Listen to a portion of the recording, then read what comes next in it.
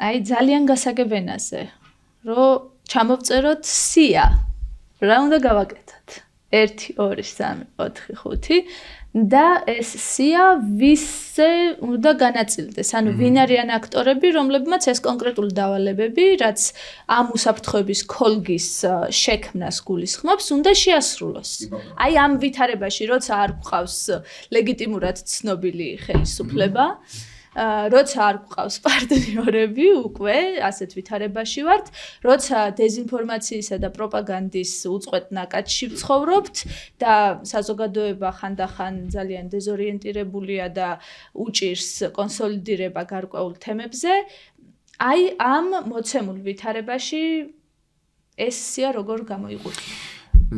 კიდევ ერთხელ, რაც ჩვენ წინაზე ვისაუბრეთ, ეს არის მხოლოდ იმ შემთხვევაში, ანუ საუბარი გარკვეულ კომპრომისულ ვარიანტზე უსაფრთხოების, იმ შემთხვევაში, თუ ჩვენ არავითარი უსაფრთხოების გარანტია არავინ არ მოგცა.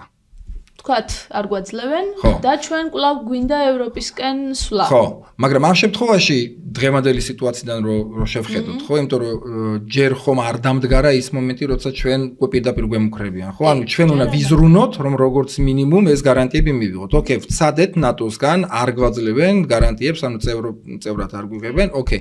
რა არსებობს მექანიზმები იმისთვის, რომ როგორც ნატოს მხრიდან ასევე ნატოს წევრ ქვეყნებისგან ცალმხრივად ან ორმხრივად ან მრავალმხრივ ფორმატში დე-ფაქტოდ იქნას უზრუნველყოფილი საქართველოს თავდაცვნარიანობა. შესაძლებელია, მაგალითად, საქართველოს ტერიტორიაზე პერმანენტულ საფუძველზე ნატოს ერთი ან რამოდენიმე ქვეყნის მუდმივი კონტინგენტის განთავსება.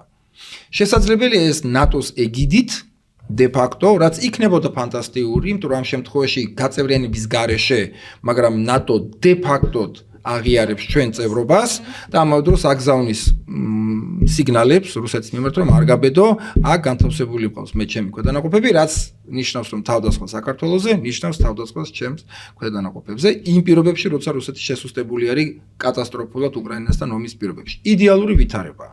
ეს არის ის, რაც წესით უნდა გავაკეთოთ.